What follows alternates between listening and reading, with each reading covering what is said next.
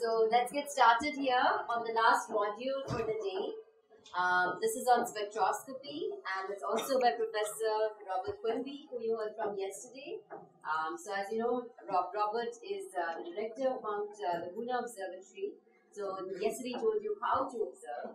Today he's going to tell you about which data is actually the most valuable. So in time domain astronomy, spectroscopy is often referred to as the truth, and nothing less than the truth, right? I mean, a lot of times when we discover a transient, we don't know what the heck it is.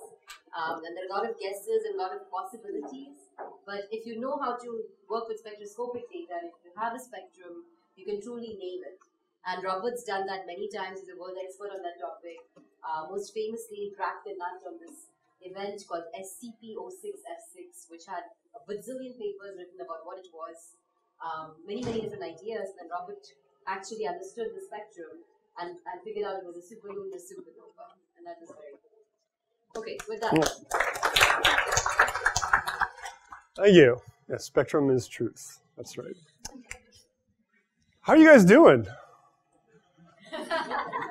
Wow, I get to laugh. That answers the question, though, doesn't it? Well, I'm right with you. My jet lag is in full gear right now, so I think we're all in the same place right now. But, you know, we got Spectra to work with, and Spectra are beautiful. We get pretty rainbows, right? You guys like rainbows? Great. You're going to like this talk then. All right, so let's go ahead and get started here. Okay, so we're going to talk about spectroscopy here. I'm, again, going to have a bias towards optical spectroscopy. There's other forms of spectroscopy out there in the world. I'm going to talk about what I know best. So I'm going to go over a little bit about the basics about how a spectrograph works, the data that you need to calibrate it, and then I'll just go over the extraction process, how we actually take that two-dimensional image of a spectrum that you get and extract the one-dimensional spectrum that you care about. But before I get to all that, I actually just want to start with some motivations. We heard a little bit already from Monsi, but just to kind of put a finer point on that, let's start with some questions. So first is, this is kind of a general question you can ask yourself on any given day, but what are we doing as astronomers, right? What are we trying to do here? Yeah, so depending on your mood, you can have a different inflection on the question here. What are we doing as astronomers? You know, it could be. But no, there's a kind of a simple answer that I want to get for today. For the mood I'm in right now, at least. We're collecting information about distant sources, right? That's kind of the defining characteristic of an astronomer. We want to study things that are so far away that we can't go and ask them what the answer is, right? We have to figure it out ourselves just by looking at it from afar. That's what astronomers do. So that is fairly unique in astronomy. You know, if you're a physicist and you want to know how hot something is, you stick a thermometer in it and it tells you how hot it is. But if you want to know how hot a star is, you got to come up with something else. All right. So, so far we've talked a lot about images, and images are great. That's one way we get information about these distant sources. We can get information like the relative position on the celestial sphere of an object. So we can say, there's a thing there, right? That's something you can do with images. You take an image, we saw a thing, and it's there. That's information. That's something, right? That tells you something about a source. It's there. You might take an image in another time, and it might not be there. It might be somewhere else. That tells you something else. Hey, it's a moving object. That tells us something about its origin, where it might be, when it might be. We can look at it and say, hey, that one's bright, and that one's not bright. Right? It's another thing you can do with imaging. You can get the relative brightness, and that's what a lot of what we've been studying here. A lot of what we've been reviewing in this course so far.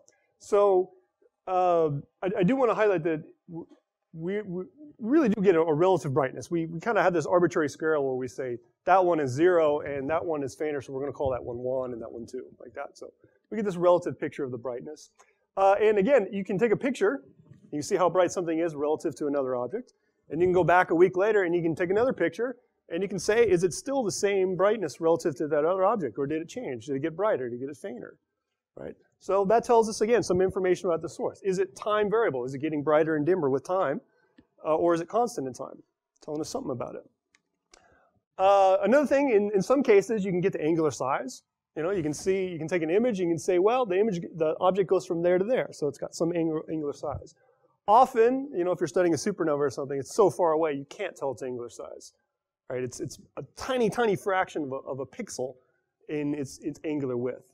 So all we know is it's unresolved, right? Which is some information. It tells you it's not so huge that we can see it. Another important thing that we get, though, is color. So what you can do is you can take a picture in one filter. We tried to do that last night. We got one filter, I think, but two filters. I don't know if we ever ended up doing that last night. But in principle, you can change the filter.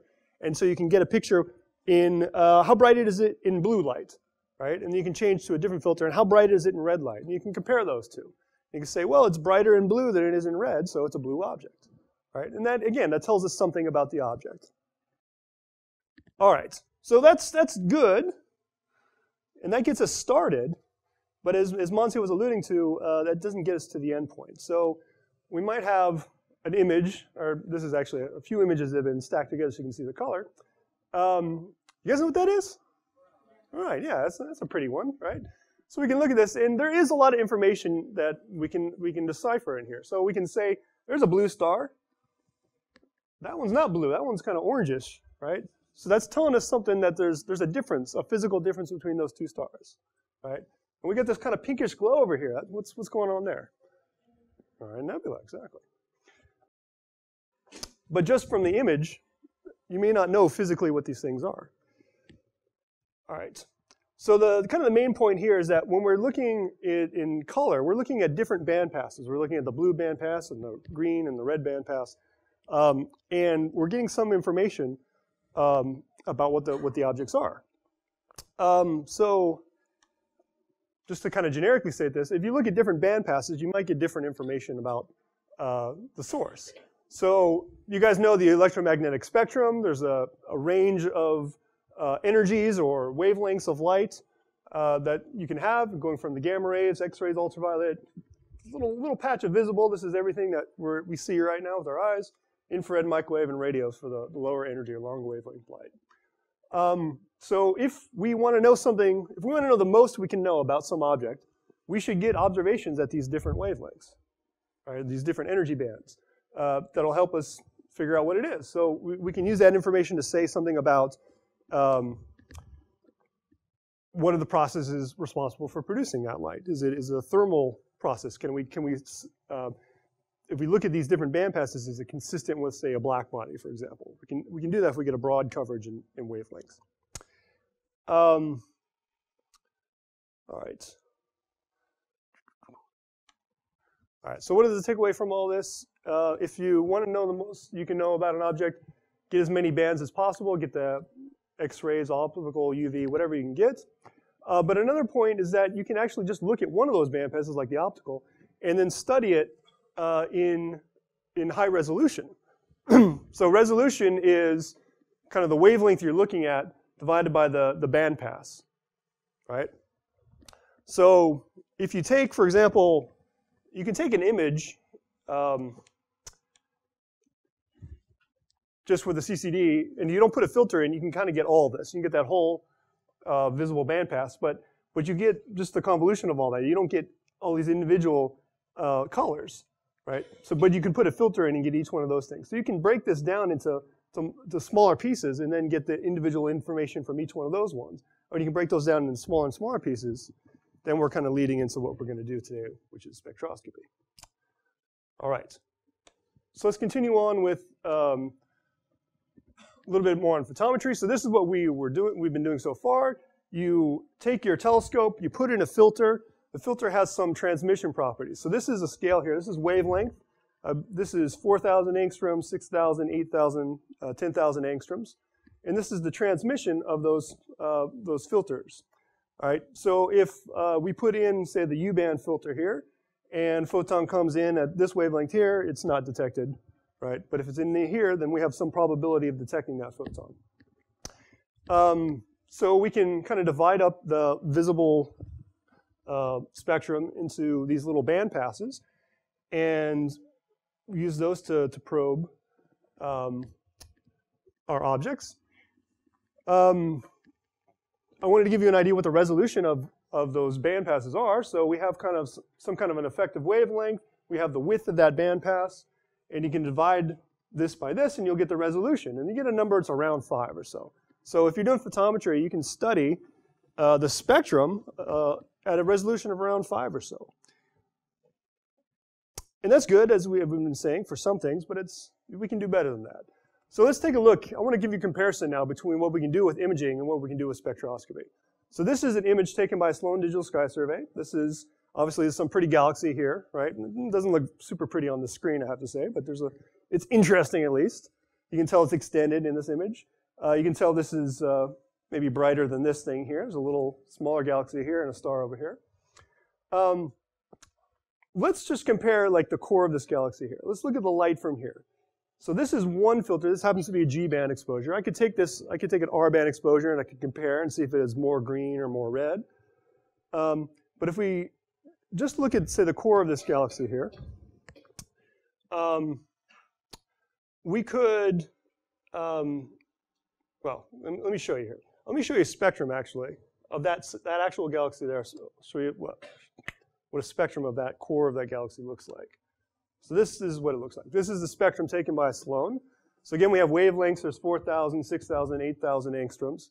So this is kind of what your eye can see. This is blue light over here, orangish, kind of red. This is infrared, getting into near infrared here where you can't see. This is what that spectrum looks like. So as a function of wavelength, you're getting some amount of light, some flux density. And there's a continuum here, and there's some emission lines on top of that. This is an interesting source. Now, when you're taking photometry, what you're doing is this. Here's your band passes. This is the G band, this is the R band, this is the I band. So when you get a magnitude for a source, what you're doing is you're taking the spectrum of that object, you're convolving it with this filter function, and you're getting one number, right? So you get one magnitude for G band, one magnitude for R, one magnitude for I. You get 3 numbers here, right? But if you look at here, look how much information is contained in there. There's tons of information. So this is what Monsi was alluding to at the beginning. If you really want to know what the source is, you want to look at all the information here. You don't just want one number to represent all that. You want to look at all those individual wavelength bands. So that's why we want to do spectroscopy. We can get to all that information there. We can say not just that, hey, this object, you can kind of see there's a tilt here. So this is kind of a blue object. There's a little bit more blue light than red light here. But if you give me spectroscopy, I can look at these features here, right? And you guys know what those are? Those are real things. What is that? Yeah, emission lines. Right? So there's some continuum of light here, right, from the starlight in that galaxy, and then there's the emission lines here, right? And so we can use those to study this object in more detail than you could possibly do with just simple photometry. All right, so here's the moral of this story here. All right, so the moral here is that you want higher spectral resolution, right? If we go from that resolution of 5, where you got a long bandpass, to a resolution of 1,000, which is what we were looking at with that spectrum there, you get a huge increase in information, right? So there's this saying that we have. I don't know if you guys are out here. You ever heard this saying, a picture is worth 1,000 words? You ever heard that? All right, well, if you do the math, then a spectrum is worth 1,000,000 words. All right. So we want spectra of everything, because then we can really get all the most information possible. All right, so what can we get out of that? Well, there's a few things we can get from a spectrum. One of them is that we can get the temperature. You guys know that if you have a black body, depending on the temperature, the peak of that black body is going to be at some wavelength, and it's going to change, right? Okay, good. Means displacement. Well, so if you have a spectrum, you can look where that peak is, and if under the approximation that it's a black body, you can get a measurement of its temperature. You can kind of do that with photometry. Of course, it's better if you have the whole spectrum to work with. Another thing you can do is composition. See, we're going to get to it. I told you we'd get to it. You can tell what the thing is made of. What is the actual composition of that object? So if we go back, now it's quiz time. You got a spectrum in the optical band. There's a really bright line right here. What is that line? H alpha. There's hydrogen in that object. Hydrogen right, has a transition at 65, 63 angstroms. And you can tell it has one here. This is H beta. There's H gamma. There's probably some other ones hiding in there in the noise. So you can tell that this object has hydrogen in it, right? You guys know what this doublet here is? Oh, good. Yeah, oxygen. 5007 right there, the bright one there. That's oxygen. So it's got hydrogen, it's got oxygen, it's a good start. There's other lines in there. It's got, it's got some sulfur in there too, and it's got some nitrogen, maybe a little bit of helium. It's got some other things in there too. Look at that. You can tell. And look, this thing is far away, right? We can't like take a sample of the gas and bring it to a lab and, smell it. See what it, all we can do is take a picture of it and look at and get a spectrum of it and see what it's made of, but we can tell. Even though this object's very far away, we can tell what it's made of. All right. Another thing we can get is we can get the velocity of this object. We can tell how fast it's moving towards or away from us. How can we do that? What's that? Line width will give us kind of it's a redshift. That's right. So if we look at H alpha here, I told you, in a laboratory, we would measure what the wavelength of this line is. It's 65, 63 angstroms. But on this plot here, that's not 65, 63. It's probably hard to read, but this is 6,000, that's 7,000. So 65, 63 is around here, and that's shifted to the red, right? So this object is getting the hell away from us. It's moving away, right? So it's red shifted. And you guys probably know this, but let me just put it on the board if I can find that chalk. What's the relationship between the observed wavelength and the... That's cool how it does it. So we have some observed wavelength, and that's related to the rest wavelength by what? 1 plus z, of course. Where z, that's your redshift.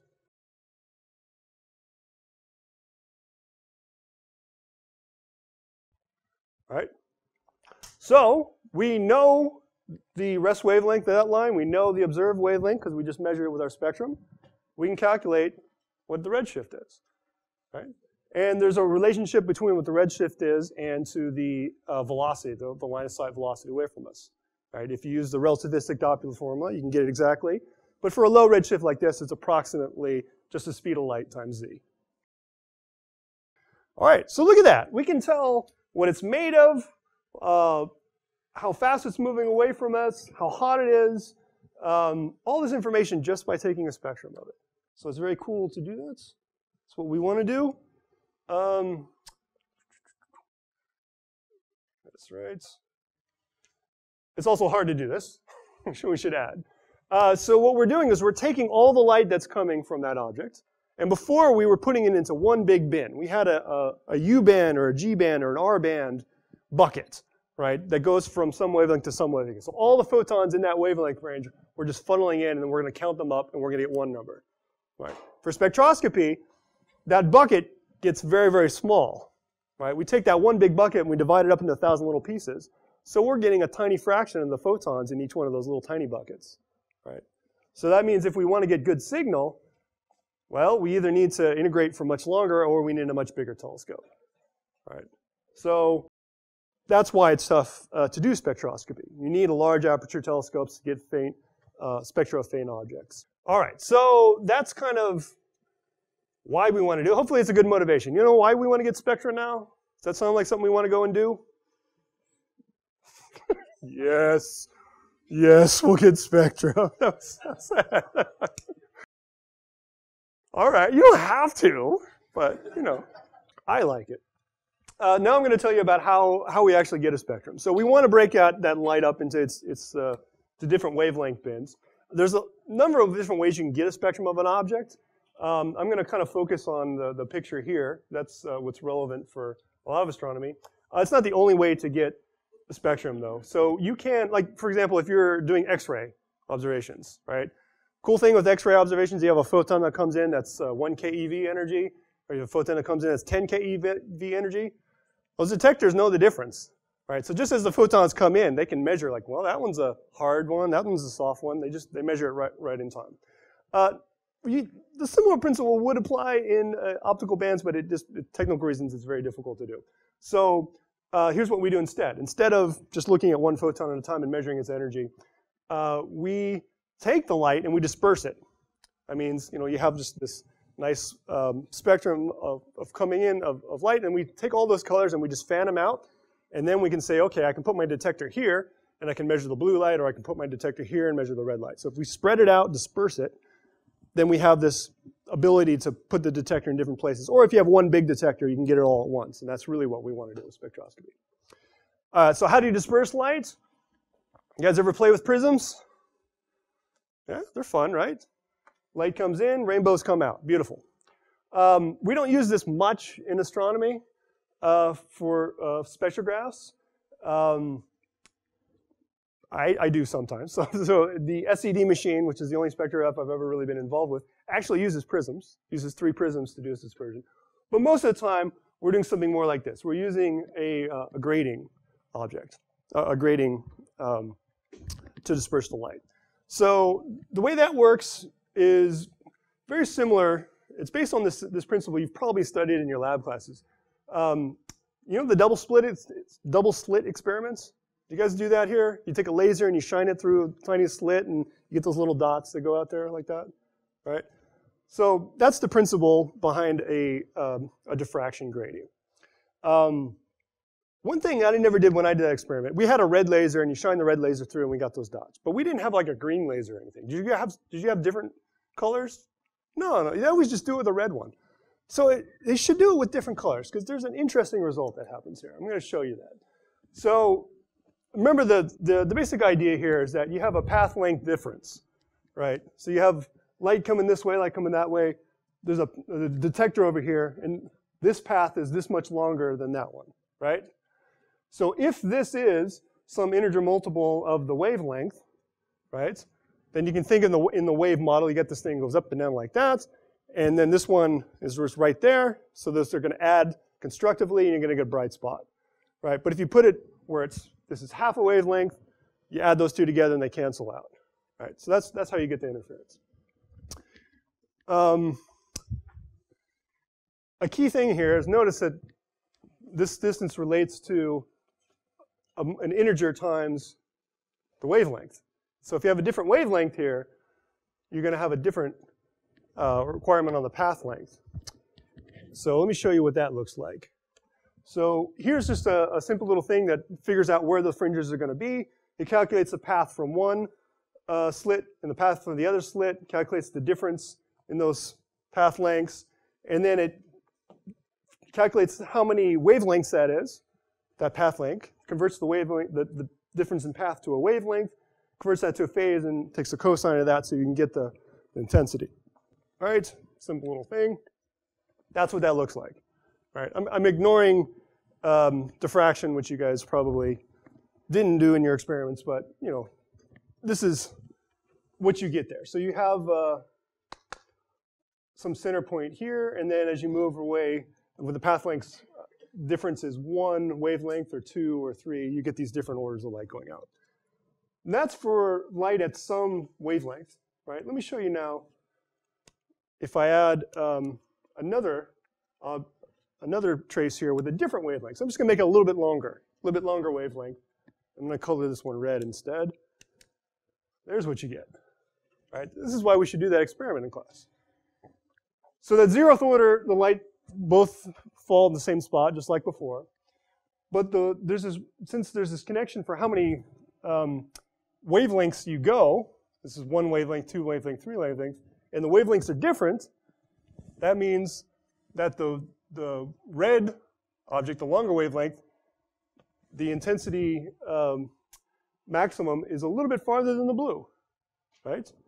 And at the farther away, the higher the order gets, the farther away those two move. Do you guys see that? Yeah, okay. So what this means is that if you put a whole bunch of wavelengths through there, it spreads out, and you get a spectrum. Right? So that's how gratings work. You got it? I'll take that as a yes. All right. So here's what one looks like. if I can show it. There's the mouse. All right. Do you guys ever do this? You ever look through a grating? Like you get like a little plastic grating and you can look at a light source? Yeah, and if you do, there's a light source here. You'll get a rainbow on one side, a rainbow on the other side. And this, what we're looking through here, this clear thing we're looking through is actually got a bunch of gratings or a bunch of lines ruled into it somehow so that this effect shows up. You can do that through transmission like this. You can also do it through reflection. So if you have a surface that has some regular pattern on it, right, when light comes in, it'll bounce off there, and if you get this path length difference, you can get the same kind of effect, right? The classic way classic for me at least, a way to demonstrate this is to take a CD and to look at the CD, and you can kind of see the rainbows in there. But kids these days don't know anything about CDs, right? So what you can do this here. You all have cell phones though, right? Cell phones have pixels on them. They have to have a regular grid, right?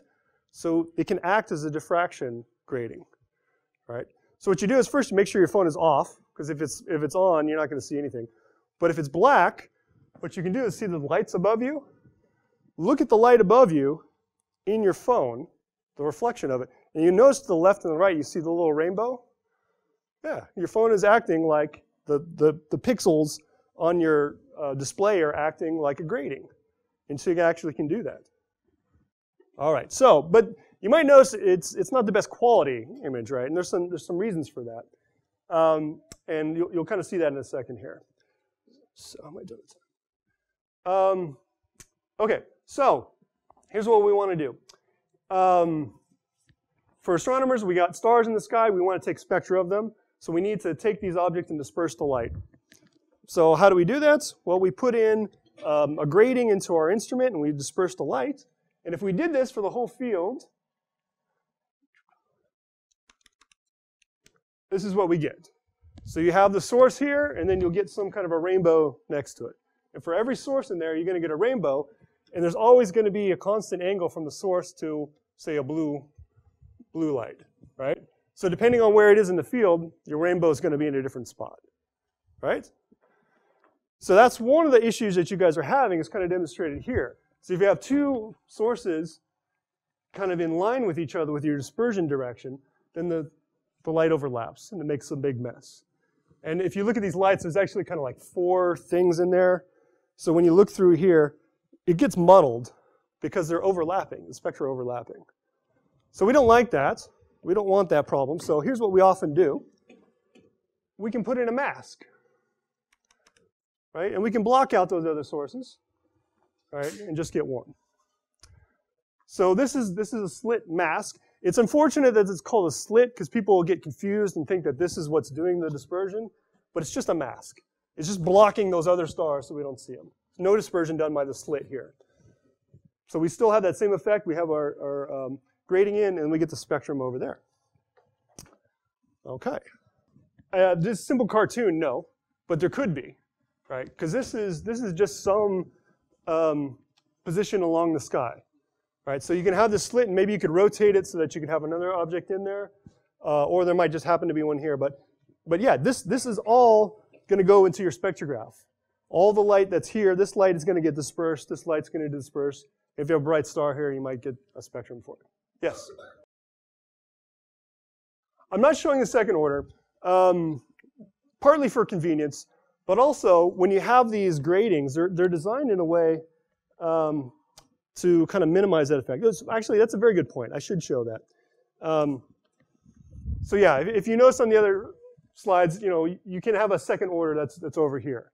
And sometimes that second order can overlap with your first order, and it's kind of annoying.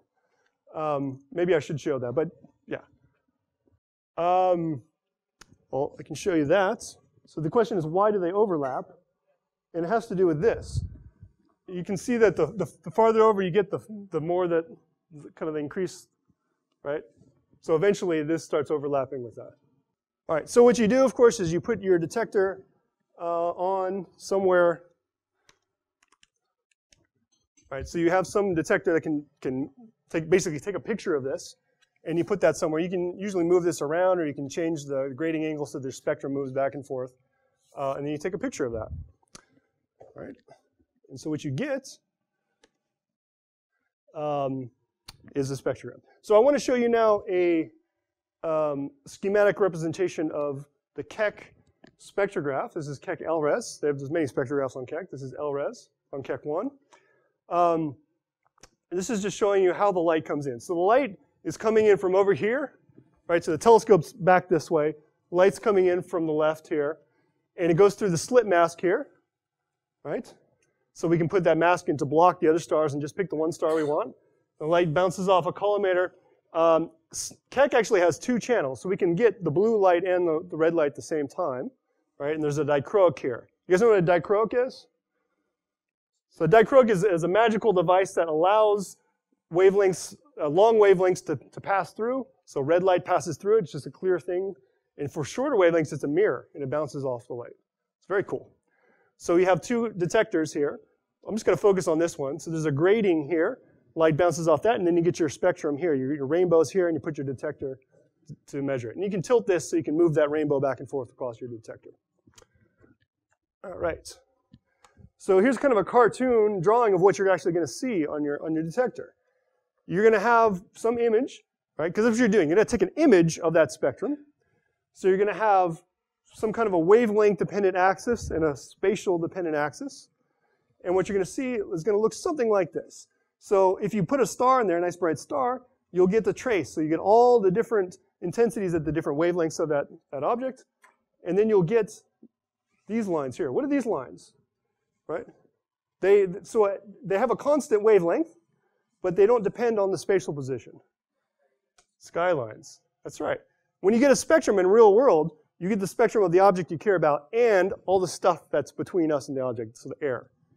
And that can make skylines as well. All right.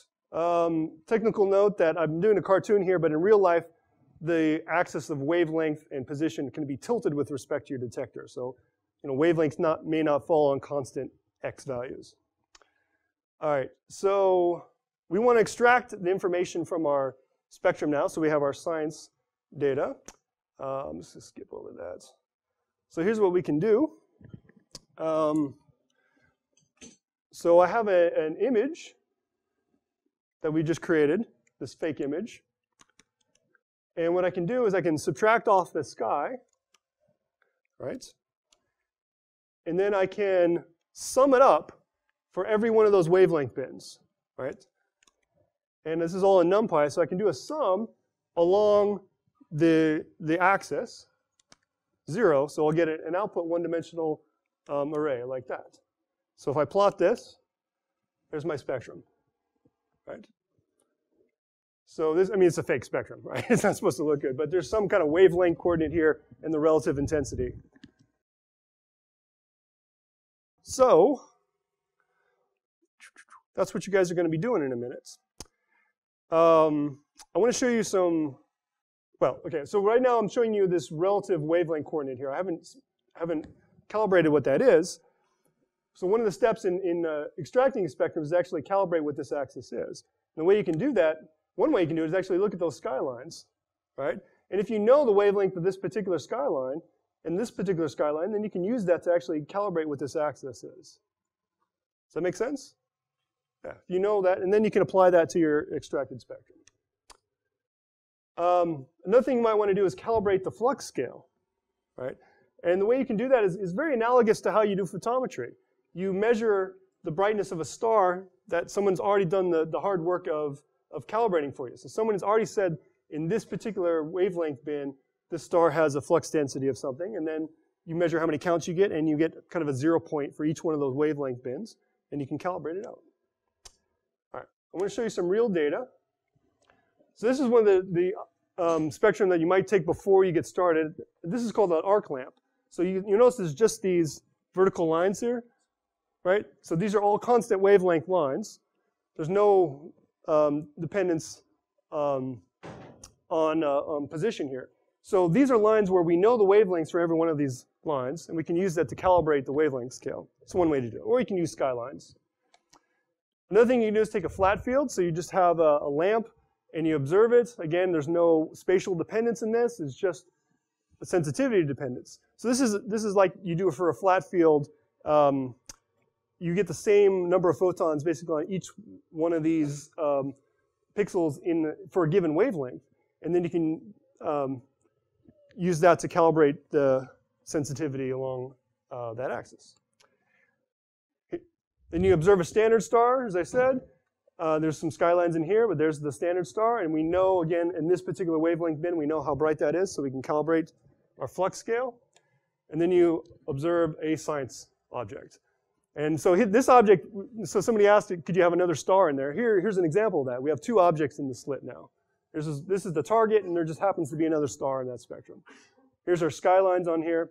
So the goal here is we got to get rid of all these skylines. We got to subtract off that sky background because we don't want to measure how bright the sky is. We want to measure how bright this target is. And then look for things like this, these little emission lines you see popping up there.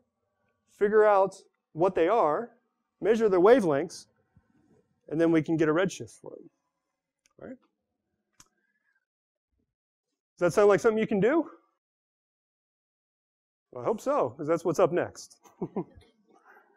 All right, so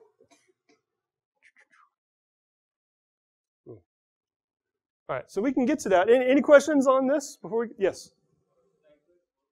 How's a dichroic work? I can't give you a good answer for that. It's I don't know, fairly magical. Anybody have a good answer for how a dichroic works? I don't know. Any questions I can answer? I think it's a material property, actually. Yeah, there's some crystals that do this, so I think it's yeah. But I don't know. Maybe you could, yes, yes, yes. How do we guess it was hydrogen? Educated guess. So most of the universe, as far as the glowing matter that we see, is hydrogen. So if you get an emission line in an optical bandpass, your first guess has to be maybe it's hydrogen. And then you can verify that by looking for where the other hydrogen lines should be. So you have hydrogen alpha, beta, gamma, and they should all be there. So if you think that's hydrogen and you don't see the other ones, and you should, well, then maybe it's something else. And then you go to the next thing. So maybe it's oxygen 3, or maybe and you kind of work down the list. Yeah. So let's work through this. So go ahead and run the first cell here. The second cell here, this is going to require DS9. If you don't have DS9, then just don't run the cell. And if you don't know if you have it, run the cell, and you'll figure it out pretty quick. This is an optional thing. I like to use DS9. It's a good way to view imaging data. But you can use matplotlib if you want to. So I'm going to run that, and it should, if you don't already have DS9 open, it'll pop it open. Here's my, really? It doesn't want to go over there. I guess maybe it's, because it's full screen. Okay, I got it. All right, so run that, run this. All right, so here's what we're going to do. We're going to take that spectrum that we showed at the end of the lecture, and you're going to tell me what the redshift of that object is. That's the goal for this session. Is that clear? I want to know what's the Z, what's the redshift for that object. Okay? I have a lot of instructions in here. So this is the process that you need to go through to actually get that. That's what we talked about at the end of the lecture. There's more steps you can do. You can actually do a full extraction of this thing. You can do wavelength calibration. You can do, you have to do wavelength calibration, but you can do flux calibration as well. You can collect for telluric effects, do everything, and have like a publication quality spectrum if you want to, if you have time. But trying to at least do this, trying to at least get the redshift of the object.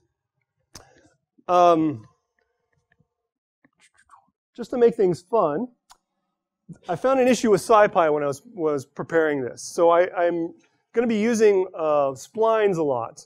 All right, you guys know what splines are? So splines, if you don't know, you can fit a polynomial to some data, right? And if a spline, you take that data and you split it at certain points. And you fit a polynomial over here, and you fit a polynomial over here, and you have a boundary condition that says those polynomials better match at my boundary in terms of their value and the derivative, right? So it's great. You can fit kind of really complicated things using splines. And there's nice spline functionality in SciPy, And the damn thing is broken right now. So if you run this cell here, and you're like me, it's going to say, whoops, I did that. It's going to say nuts. You can't use it. So what I did was I gave you a really stupid, awful, hacky version of that same function, which will work really slow. In fact, I think the version in your notebook is even worse than the one I have here. But it's terrible. It uses a for loop, so it takes forever to run. But it'll get you through some of the steps. And then for some other steps, I'm just going to give you kind of the output. And eventually they'll fix splines, and it'll just work for everything. So I'm going to go ahead and define that. Let's see. So what I want you to do is, there are instructions in here. Maybe I'll let you guys have a little time to kind of read it over and think about it and get some work on it. Yes? Yeah, I did. I rewrote it here because the version you guys have is terrible, man. It's just... I wrote a slightly different version and I thought I could make it faster, and I did, but it's like a tiny bit faster, so it's not worth redistributing for you guys. All right, so go ahead and work through this. The things you guys have to actually do are conveniently located, identified with these question marks. So if you come across a bunch of question marks, that's where you're supposed to do something. All right, so try and get through some of this, and then I'll pick it up in a little bit. But go ahead and start looking at the data and start reading through it. Okay? All right.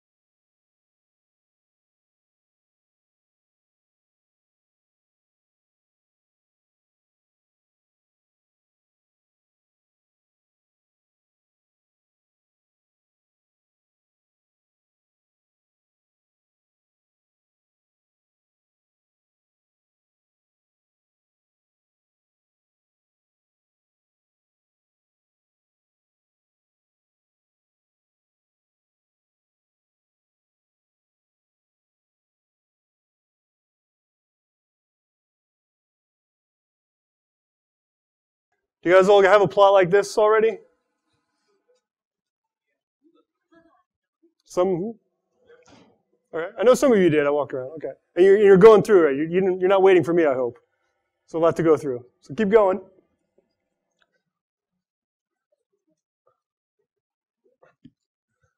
I'll put that up there.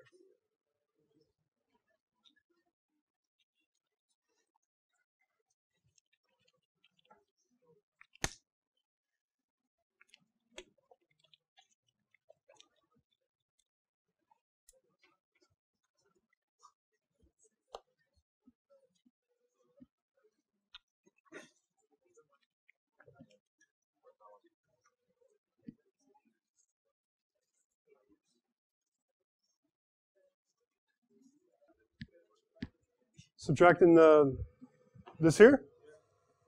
Yeah, it's just so that the median value goes to 0 here. What's that?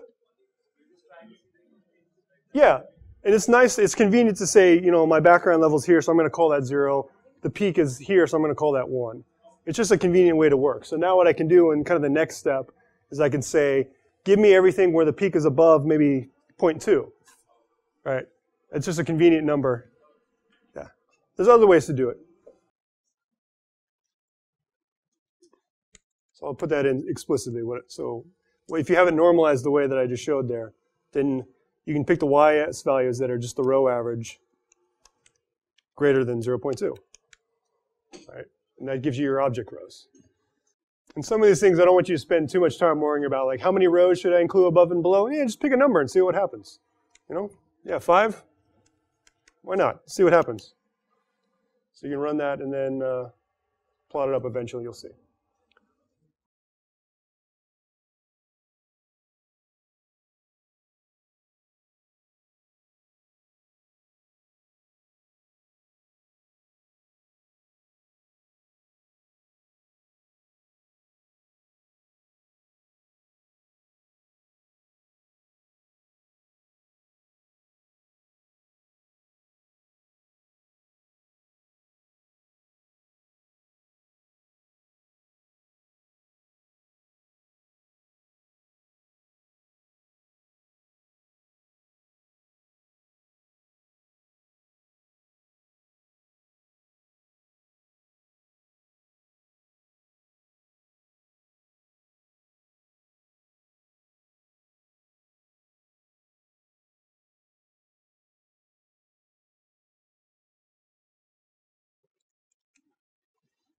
Someone want to tell me what to put for the med spec?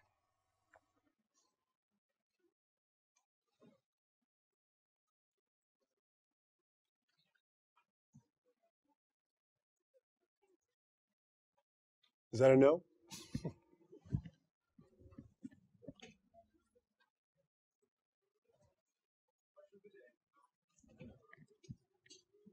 What's that?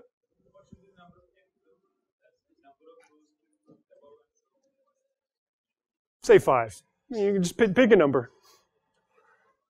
It'll be more obvious in a minute after you run these and you do the plot. You can see how it's banding. So I'll show you this first one here, and maybe you can figure out the next one. We want a median, so we can use NumPy median. And we want to take the median of the image, but just the rows that we've identified as being sky rows. Oops, did I spell it right? Like that. And then we, of course, want everything, all of the columns, right? And then we want the median average not over everything, but just over each one of those columns. So we say axis equals 0. So we're going to use this axis command a lot. This is a very handy thing in NumPy. So you can take in, if you don't put axis, it'll take the median over the entire image. You say axis, it'll do the median just over either columns or rows, depending on if you do 0 or 1. Right? So this is our medium spectrum of just the sky rows, like that.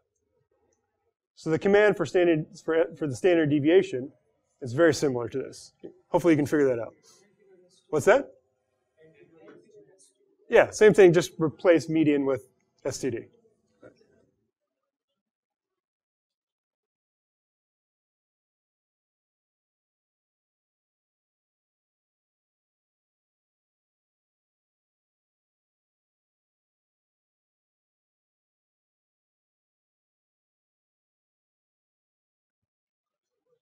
That looks weird.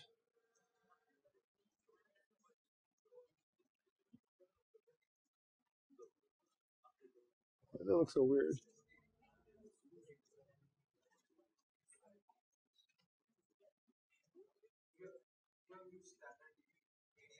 Oh, I did. That's why it looks weird. Sorry, thank you. I thought I changed that.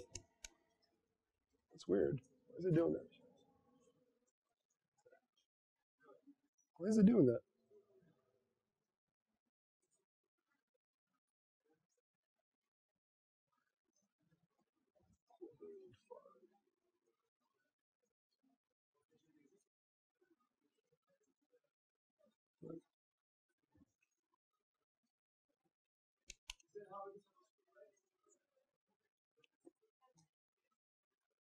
What the hell are these things doing?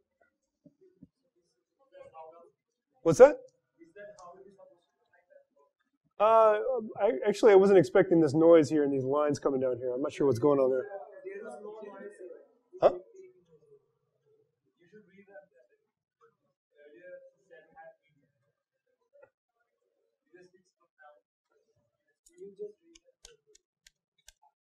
Okay, there you go. Thank you.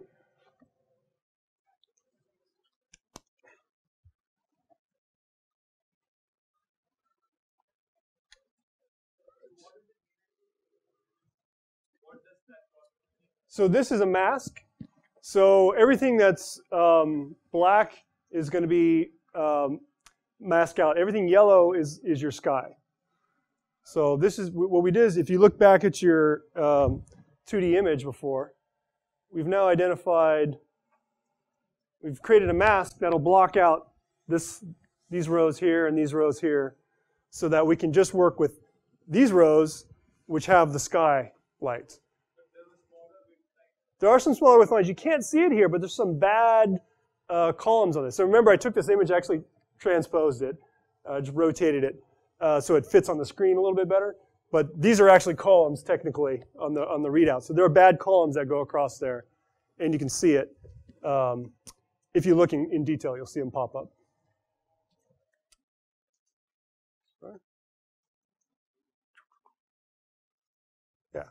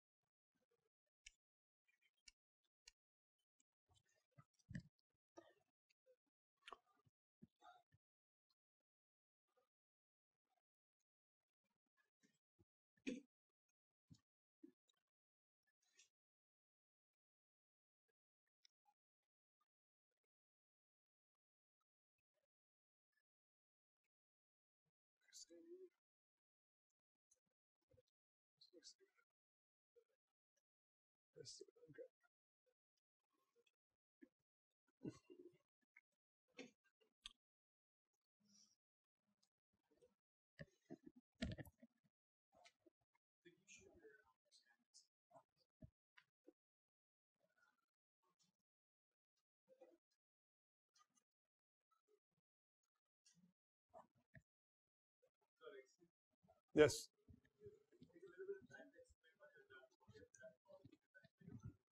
The yellow plot here, or?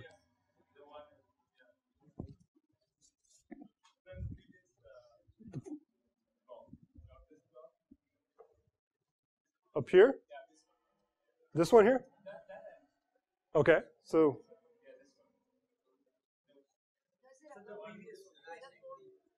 There's no plot. 19? You just want to explain what's going on here? Okay, sure. So what we're doing here is we're just trying to identify those rows that are bad. So we've already created this row average, which is just a 1D profile, right? So what we say is, let's take all those y values that have a row average greater than 0.2. So those are the ones that are affected by the object light, because we've normalized it from 0 to 1. So anything that's above 2, it's 20% of the maximum. We're going to call that. You can put a different number here if you want, but that's saying I think this is an object here. So we mask out those, right? We keep track of those rows, and then we create a we grow these rows by 5 here. So when you run this loop here, what it does is it just takes every one of these values that you did, and it makes sure that the 5 rows above and the 5 rows below are also masked out. Right, so we just grew the mask a little bit. There's other ways to do this. This is just one way. Then we actually create the mask here. So I start by creating a mask that just has a bunch of falses in it. This is a 2D image. It's the same size as your image. Everything's false in it. And then in the rows that are dominated by objects, so everything is, this is a 1, so everything's set to true. I'm sorry, I got to get the sign right here. Everything is set to true initially. And then I say the ones that are in those object rows, we're going to set to false. So the sky mask has a true value if it's sky, false if it's not sky dominated. Okay? And then there's some additional bad rows that we talked about, those bad columns. So we add those bad rows and we make those ones false as well because they don't represent the sky. And so at the end, we have this Boolean value that's this, that represents where we have sky pixels and where we don't have sky pixels. Make sense? Okay, so that's what that image that we see here. So we know now where we have sky and where we don't have. And then we can use the pixels that we have sky in to figure out the properties of the sky. Yeah, that's the mask. The black is things that we think are not sky, are not dominated by sky. Everything has some sky in it, but some of them are more representative of the sky than others.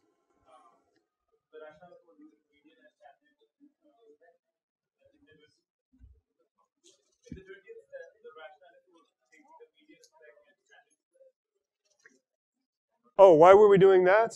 This poll here? So what we're doing is, in addition to these bad rows, there are a few little pixels, if you see on here, that have deviant values as well. So we have an idea of what we think the sky should be in each one of these rows, and these are more than 5 sigma away from where we expect it to be. So we're saying, you know what, maybe there's a cosmic ray here, or a bad pixel or something. We're going to reject those as well. We just want a nice representation of things that represent the sky. Okay. All right. So did you guys look at this stamp here? You have this on your screens now? You guys notice that these lines are kind of tilted a little bit this way? And there's a little bit of curvature in them as well. All right, so it's not like that simple example I showed in the lecture. This is real world. There's a little bit of curvature, and this curvature changes as you move across the detector. This is just a little clipped out region. If you went to a different part of the detector, the curvature and the tilt would be different. So the next part is to actually figure out what that tilt and curvature is. So did you guys see this plot? And you see that if you just plot simple values versus column number, you get a range of values in each one of those columns. And that's because you have that tilt. So as you move up in constant x value, you're going through a line, right? So it's starting off, you're not getting much emission from that skyline, then it peaks and then it goes down again. So you get this range in each one of those columns. So what we want to do is figure out what that tilt is. So the way we can do this is by basically if you fit a spline through this, right? And then you looked at what the residual was, right? You can get a measurement of how much dispersion you have. And then if you fit the tilt, and so instead of plotting column number, you correct for the tilt in there, you can decrease this. So the way to do this is to just start off with a guess for how much you think the tilt is. That's what you put in here. So we have this simple model here that's just quadratic for our tilt. So we have some property of how much it's tilted and then how much curvature it has. So for this tilt, if you look at a plot here, you can see that it's got 200 pixels vertical here. And as we go up straight, right, this goes over by 1 or 2 pixels. Right, the wavelength shifts over 1 or 2 pixels as we go up by 200. Right, so you can take a guess what that tilt is. What do you guys think a decent guess is for that tilt? What's that? 0.5? Okay. And for the curvature, maybe you can just start with a guess of what, 0? It's not very curved, right? Minus 0.01 is one guess I heard. For this? Minus 0.01. All right. So if we do that, here's what we get. So you guys see this plot? So you notice that vertical dispersion is now decreased, right? So we're plotting wavelength offsets from some point here instead of column numbers. And you can see that the data are much more compact now, right? So what this is showing us is that we picked the right values for that tilt and curvature. We're going to minimize this scatter, right? And so by fitting for that, to minimize that scatter, we can determine what the curvature is, the tilt and curvature. So this is a step where we can actually do that minimization. We have to have some metric for how good that is. I'm just using something like a chi-square. It's not really a chi-square. Close to it. And then we want to minimize that. So right now with our initial guess, we get some value for what that dispersion is. And if we find the best thing, and this is a step that might take a little bit of time, so I'll just start that running. We can use our friend fmin from SciPy to minimize our model, the residuals. So it'll figure out the model parameters that minimize the residuals.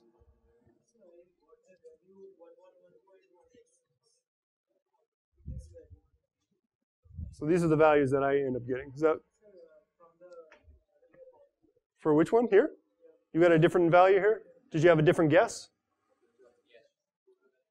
Yeah, if you have a different guess, you'll get a different value. So whatever guess you put in, will get some value. And here's where we're minimizing that. So if you put in these values, you should get an even smaller number. That's what the minimization is doing. So did you guys follow all that along? It's still running? Oh, okay. I guess this hack maybe is a little bit better, but it takes some time. Hopefully you can get this one step to run. You got it? All right, just had to be patient.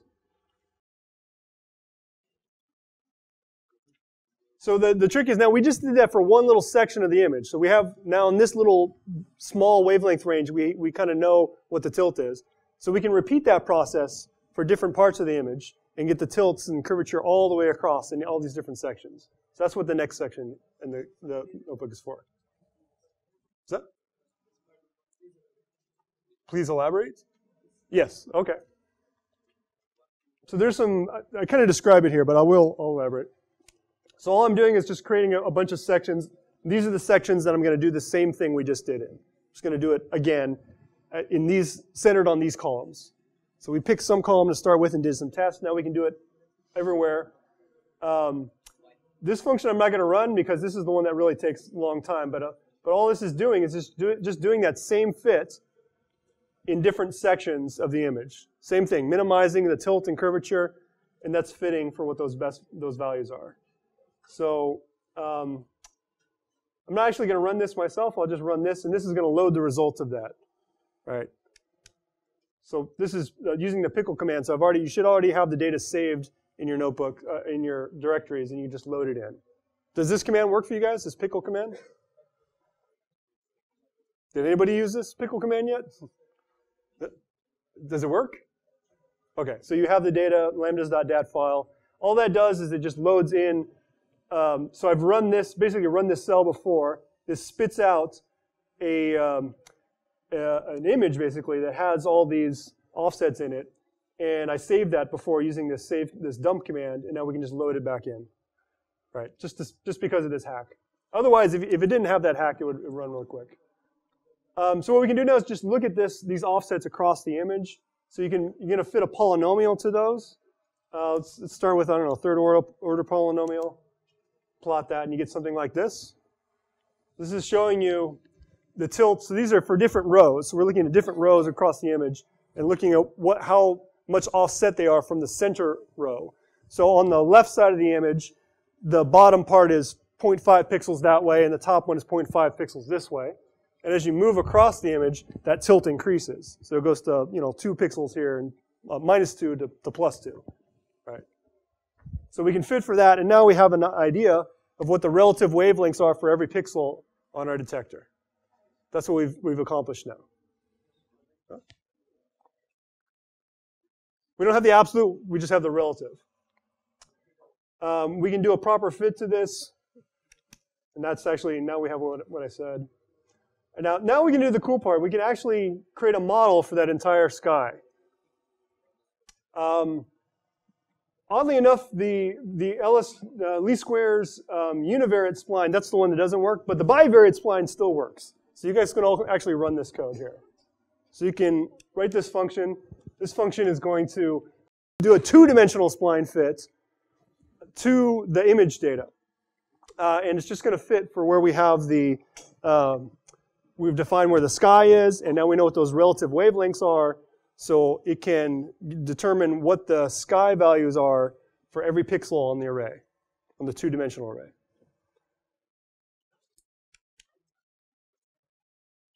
Oops. You got to tell it where you want to fit, though. So this is a simple solution here. What do I put for those question marks? I want to fit just the pixels that are sky. So what can I use here? Something we defined earlier.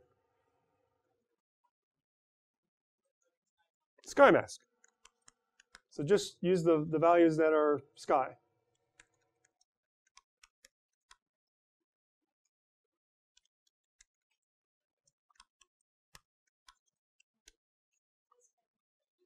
What happened here? Oh, I spelled it wrong. Thank you. All right, so that takes a couple seconds to run because it's doing a huge fit to our entire image. And then I have DS9 here, which you might want to change this into just plot this in Matplotlib to see the difference. But I'll show you on the board here what it looks like. So here we go. How am I going to fit this over here? I have to do this. Let's make it smaller.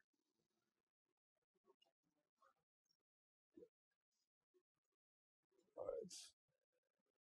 Ah, where'd it go? I can't do this.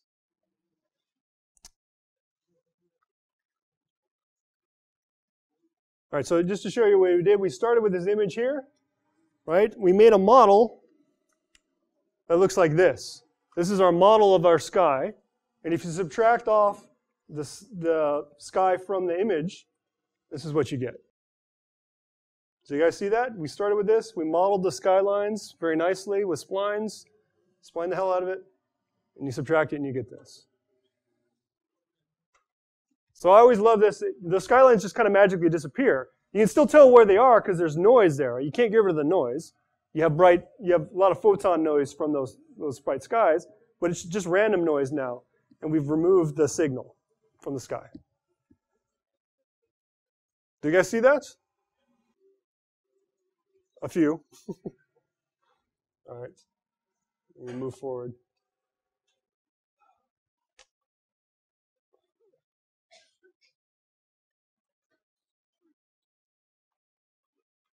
All right, so we found the skylines and we removed them.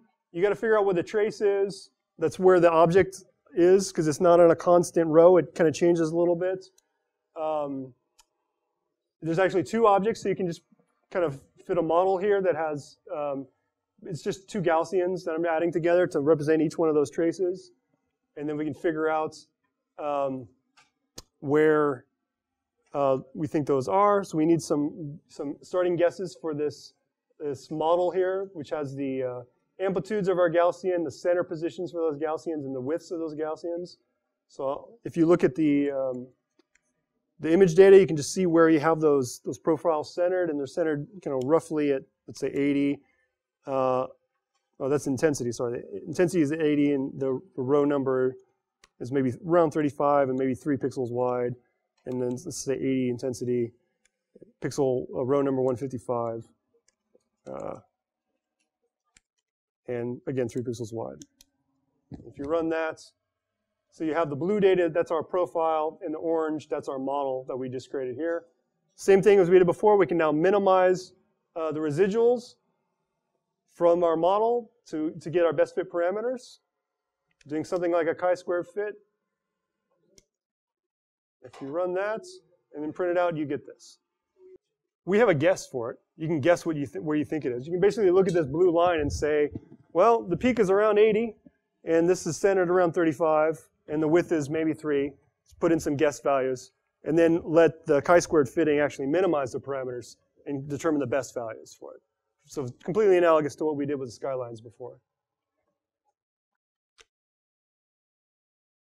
And then, of course, we just did that in one spot. We got to fit this across the entire image. Take a second run. Let's do a I don't know, fourth order polynomial fit here. So this is where the y coordinate for the trace, for our target trace across the image. So it starts around pixel row number 35, and by the red end, it's around row number 40. Do you guys see what I did there? Did I go too fast? I just put in,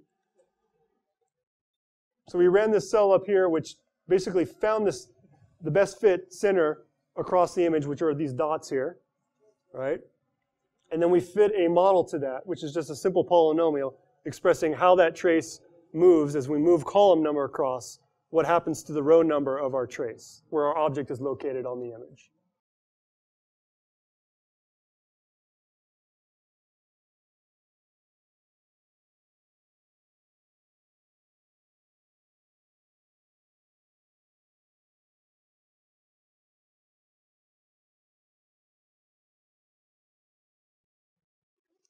All right.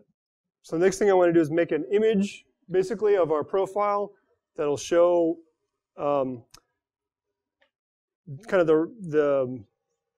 it's going to be kind of a weight map, basically, showing us where the trace is located across the image. So we can, I'll just give you the answer. So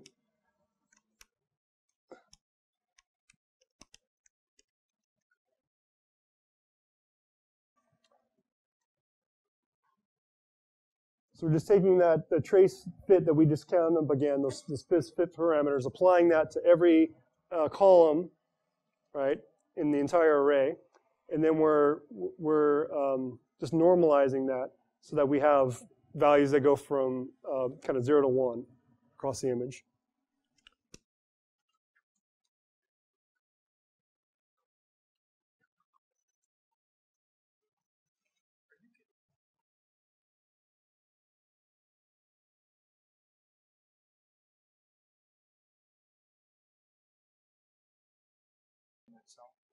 Sure. Were you guys able to get this plot? Okay. So, yes? Yeah, I know. So I'll just do this real quick. So see. That's what you wanted, that? Oh, you did a third order polynomial. Fitting 5 different objects there. All right. What did you get? I get some very. All right. We'll have to. I'm not sure. Okay. Let's see if we can get to the point where we get an extraction here. I want to get you that at least. So. For the last few minutes, just look at Robert's screen instead of trying to work on your own because we're almost out of time. So see the last few steps and pay attention. Okay, so we did this. We're going to fit a spline to the profiles to get the shape. Whoops, what did I do here? Why didn't that work? New weights? What did I do wrong? Right on cue. Hold on a second, let me figure this out. Spline works. Oh.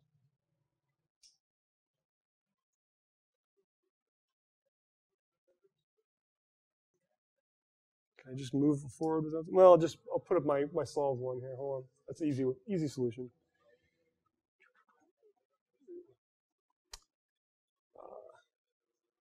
Let me just swap this out.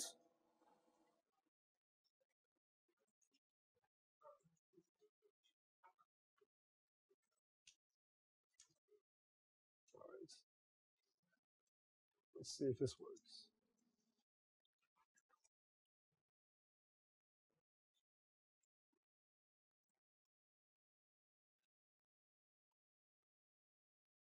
All right, so we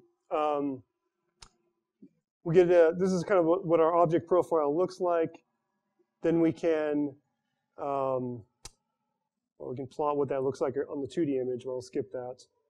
So now we're going to do the extraction. So what you have to do is have to pick where you want this extraction to be. So you can go back to your trace here and you can say, well, this object, let's extract from this pixel to this pixel. So row -10 to row 10 here relative to the center of the trace here. So we're going to take this pixel, and that's going to be our aperture, basically. So just like when you do in photometry and you pick the size of your circular aperture, we're going to pick a one-dimensional aperture here, and we're going to sum everything between those two limits, right? So we can just do that simply like this. We'll pick those slit positions between -10 and 10. We'll sum that up. And then when we plot it, this is our extracted spectrum. Okay? Is anyone able to get here? Oh, a few people were. Excellent. Good. So then you can just, to do the other thing, you can do an optimal extraction. You can use that mask we just made and weight the extraction, and you get something that's very similar like this. So the last thing, which I'm not going to have time to talk about, is you can do a wavelength solution. So right now we have this relative wavelength here. But if you go back to the skylines, you'll know, you can recognize what some of these skylines are, or you can use this example that I've supplied that has already the wavelength calibrated, and you can match these up by eye, and you can say, okay, I know what that line is. And by doing that in different sections, you can actually build up your wavelength solution. And then once you have that, you can use that to get your redshift. So that's the end of that. And then if you really are ambitious, there's some more steps on here so you can get a full calibrated spectrum, which looks like that. Okay. All right. Thanks.